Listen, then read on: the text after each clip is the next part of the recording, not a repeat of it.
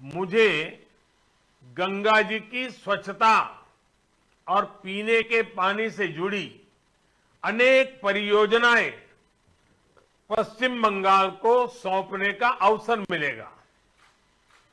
Namami Gange mission के तहत पश्चिम बंगाल में सीवरेज के 25 से ज्यादा प्रोजेक्ट्स को मंजूरी दी गई है।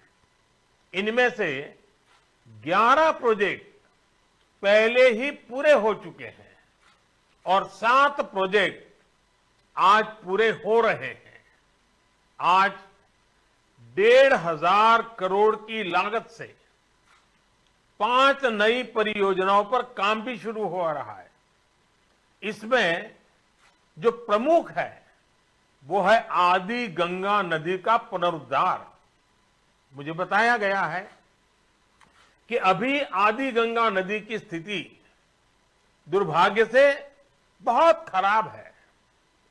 इसमें जो कूड़ा कचरा गिरता है, सीवर का गंदा पानी गिरता है, उसकी सफाई के लिए 600 करोड़ रुपए से अधिक का आधुनिक इंफ्रास्ट्रक्चर तैयार किया जा रहा है। हम लोग अक्सर व्यक्ति के जीवन में प्रिवेंटिव हेल्थ केयर की बात तो करते रहते हैं और हम कहते हैं कि दिनचर्या वो होनी चाहिए कि बीमारी की नौबत ही ना आए। ठीक इसी तरह नदी की गंदगी को साफ करने के साथ ही केंद्र सरकार प्रिवेंशन पर भी बहुत जोर दे रही है और इस प्रिवेंशन का सबसे बड़ा और आधुनिक तरीका है ज्यादा से ज्यादा आधुनिक सीवेज ट्रीटमेंट प्लांट। आने वाले 10-15 साल बाद की जरूरतों को ध्यान में रखते हुए देश में आज ही आधुनिक सीवेज ट्रीटमेंट प्लांट लगवाए जा रहे हैं।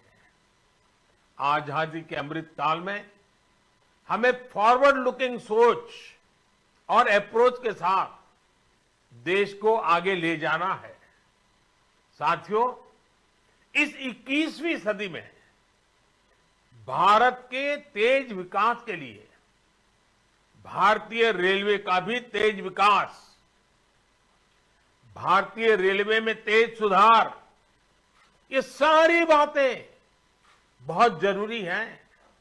इसलिए आज केंद्र सरकार भारतीय रेलवे को आधुनिक बनाने के लिए, रेलवे इंफ्रास्ट्रक्चर को आधुनिक बनाने के लिए रिकॉर्ड इन्वेस्टमेंट कर रही है। आज भारत में भारतीय रेलवे के कायाकल्प का राष्ट्रव्यापी अभियान चल रहा है।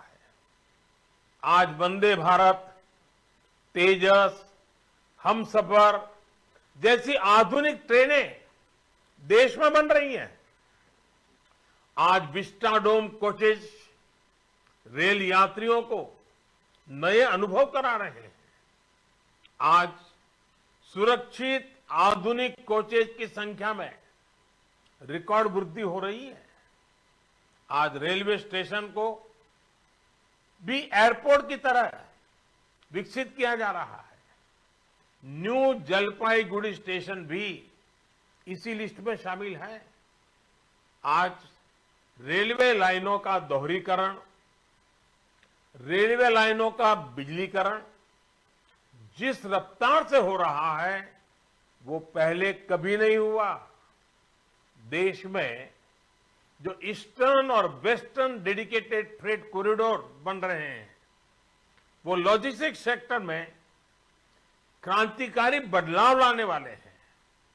सुरक्षा हो, स्वच्छता हो, सामर्थ्य हो, सामंजस्य हो, समय की पाबंदी हो, सहूलियत हो, भारतीय रेलवे आज एक नई पहचान बनाने की हम सबकी कोशिश रंग ला रही है।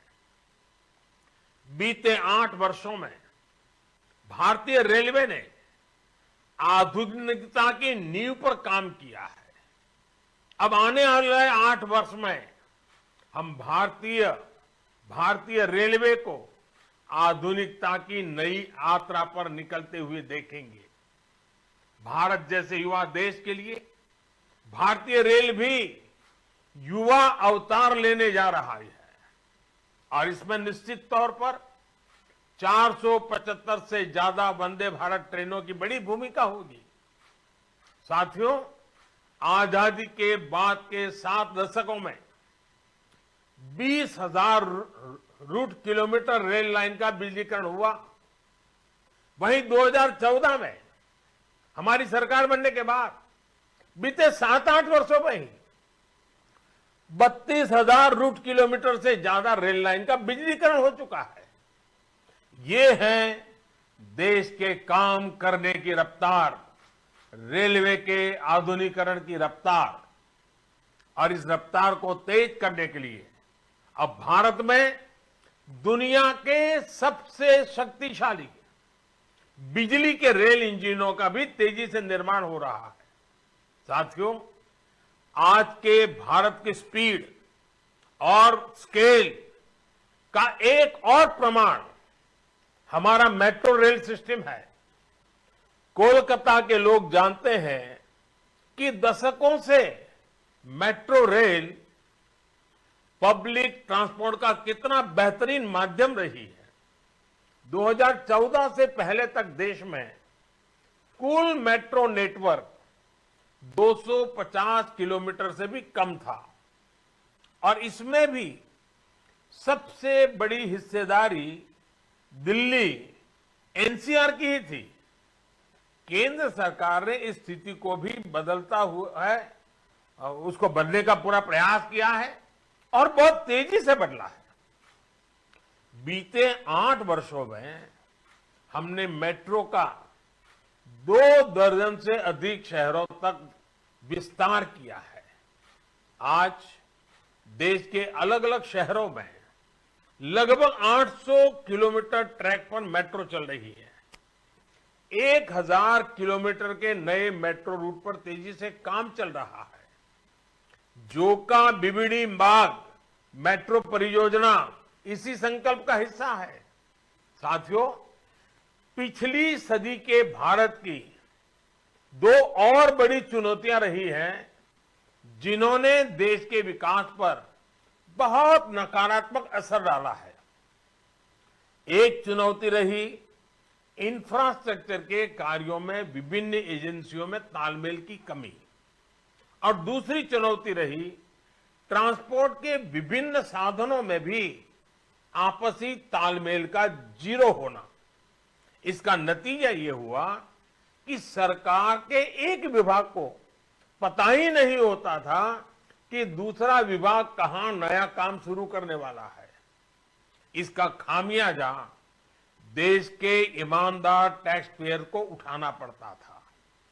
देश का ईमानदार टैक्स पेयर हमेशा से सरकारी पैसे की बर्बादी से, परियोजनाओं में देरी से, भ्रष्टाचार से नफरत करता है। जब वो देखता है कि उसकी गाढ़ी कमाई से दिए हुए टैक्स से गरीब का नहीं बल्कि किसी भ्रष्टाचारी का भला हो रहा है, तो उसका खिन्न होना स्वाभाविक है। पैसे की इसी बर्बादी को रोकने के लिए विभागों में, सरकारों में तालमेल को बढ़ाने के लिए पीएम गति शक्ति नेशनल मास्टर प्लान लागू किया गया है। अब चाहे विभिन्न राज्य सरकारें हो, अलग अलग सरकारी विभाग हो, कंस्ट्रक्शन से जुड़ी एजेंसियां हो या इंडस्ट्री के लोग हो, सब एक ही प्लेटफॉर्म पर आ रहे हैं। पीएम गति शक्ति देश में ट्रांसपोर्ट के अलग अलग माध्यमों को जोड़ने, मल्टी मॉडल कनेक्टिविटी के काम को भी गति दे रहा है। आज देश में रिकॉर्ड तेजी से हाईवे बन रहे हैं, एयरपोर्ट बन रहे हैं, वाटरवे बन रहे हैं, नए पोर्ट बन रहे हैं और इसमें भी सबसे बड़ी बात ये कि इन्हें अब इस तरह तैयार किया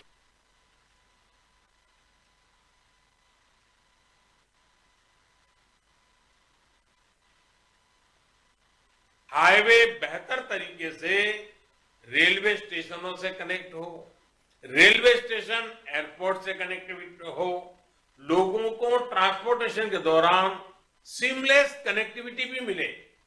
साथियों, 21वीं सदी में तेजी से आगे बढ़ने के लिए हमें देश के सामर्थ्य का सही इस्तेमाल करना होगा। मैं देश के लोगों को वाटरवेज का उदाहरण भी देना चाहता हूं। एक समय था जब भारत में व्यापार, कारोबार और टूरिज्म के लिए वाटरवेज का बड़े पैमाने पर इस्तेमाल होता था। इसलिए इतने ही शहर नदियों के किनारे बसे, नदियों के किनारे इतना औद्योगिक विकास हुआ।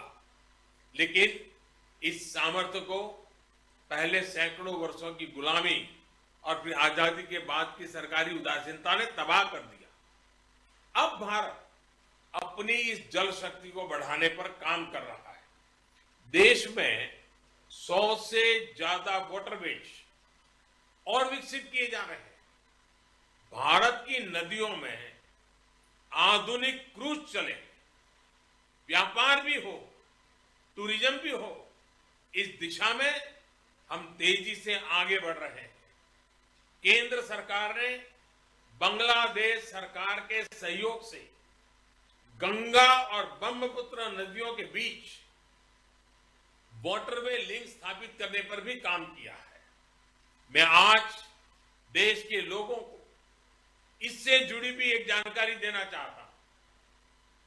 13 जनवरी 2023 को काशी से, वाराणसी से एक क्रूज जा रहा है जो 3200 किलोमीटर लंबे वाटरवे से होते हुए, बांग्लादेश से होते हुए डिब्रूगढ़ तक पहुंचेगा। ये पूरे विश्व में अपनी तरह का अभूतपूर्व क्रूज होगा। ये भारत में बढ़ते क्रूज टूरिज्म का भी प्रतिबिंब बनेगा। मैं पश्चिम बंगाल के लोगों से भी आग्रह करूंगा कि इसका जरूर लाभ उठाएं। वैसे आज मैं एक और बात के लिए विशेष तौर पर बंगाल के लोगों को नमन करना चाहता हूं। बंगाल के लोगों में देश की मिट्टी के प्रति जो प्रेम रहा है, उसका तो मैं हमेशा कायल रहा हूं। देश के विभिन्न हिस्सों को जानने के लिए, देश के विभिन्न हिस्सों में भ्रमण के लिए बंगाल के लोगों में जो उत्साह होता है वो अद्भुत होता है। बहुत से लोग पहला मौका मिलते ही किसी और देश में घूमने निकल जाते हैं, लेकिन बंगाल के लोग हमेशा अपने देश को प्राथमिकता देते हैं।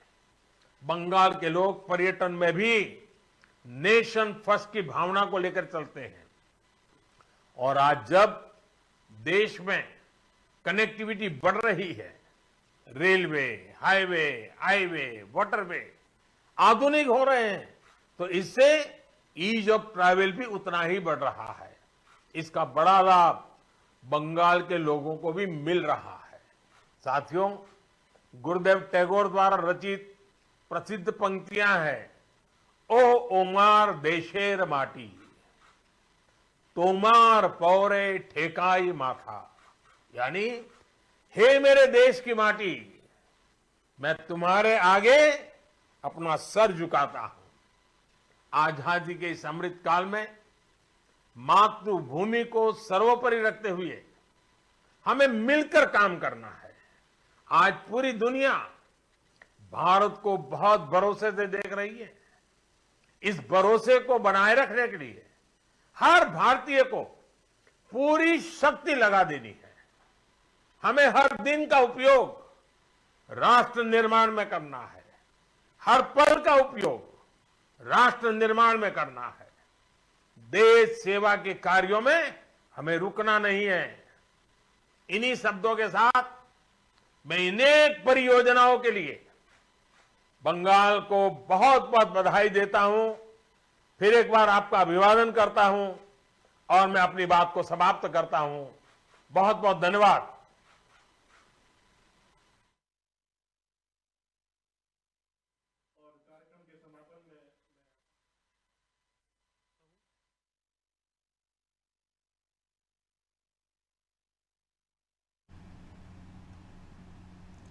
प्रधानमंत्री नरेंद्र मोदी को आप सुन रहे थे। आज बंगाल को 7,800 करोड़ की सौगात मिली है। प्रधानमंत्री नरेंद्र मोदी ने कई परियोजनाओं की सौगात यहां पर बंगाल को दी है। हालांकि एक तरफ आज उन्होंने जब बेटे का फर्ज निभाया तो वहीं राष्ट्र के लिए भी अपना फर्ज निभाते हुए नजर आए प्रधानमंत्री नरेंद्र मोदी। भले ही आंखें नम हो लेकिन देश के लिए जो है पहले प्राथमिकता देते हैं। यही उनकी मां की सीख थी और यही यहां पर नजर आई कि सुबह उन्होंने बेटे का फर्ज निभाने के तुरंत बाद देश के लिए भी अपना फर्ज निभाया। और बंगाल को जो आज का उनका कार्यक्रम था तो वर्चुअली जुड़े इस कार्यक्रम में और बंगाल को यहां पर 7800 करोड़ की परियोजनाओं की सौगात दी है। कर्म पथ पर प्रधानमंत्री नरेंद्र